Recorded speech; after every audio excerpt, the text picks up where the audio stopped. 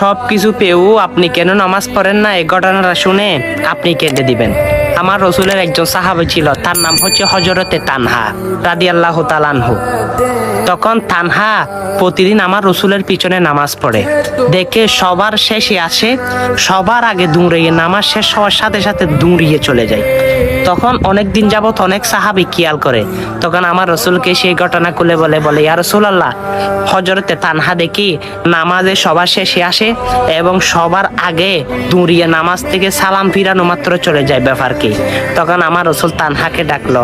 তখন তানহাকে ডাকার সাথে সাথে তানহা তার বাড়িতে আমার রসুলকে নিয়ে গেল। বলে ইয়া রাসূলুল্লাহ, কেন আমি সবার শেষে আসি, সবার আগে চলে যাই আপনি জানেন? তখন আমার রসুলকে তার বাড়ির সামনে নিয়ে বসে বলে ইয়া রাসূলুল্লাহ, এই গর্তটা দেখতেছেন? এই গর্তের মধ্যে অবশ্যই আমার স্ত্রীকে আমি লুকিয়ে রেখেছি। কেন জানেন? কারণ আমাদের থেকে দুইজন থেকে একটা মাত্র জামা, হ্যাঁ সে একটা জামা দিয়ে আমি নামাজ শেষ করে দৌড়িয়ে আবার গিয়ে সে গর্তের মধ্যে ঢুকিয়ে যাই। তখন আমার স্ত্রী সে গর্ত থেকে বের হয়, তিনি সে কাপড়টা পরিধান করে আবার নামাজ শেষ করে। এইরকম করে করে আমরা দুইজন নামাজ শেষ করি। সুবহানাল্লাহ। আপনার শত কাপড় থাকার সত্ত্বেও আপনি কিন্তু নামাজ পড়েন না।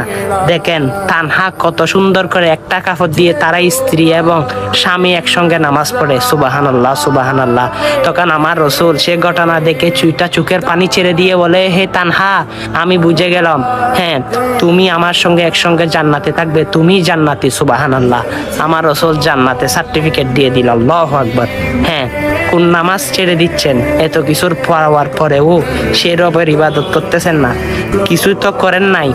হয়তো এই ঘটনাটা সকল মুসলমানের কাছে পৌঁছে দিয়ে তাদের চুপ খুলে দিতে পারেন, তারা যেন 5 ওয়াক্ত নামাজ পড়ে, নামাজ ধরে।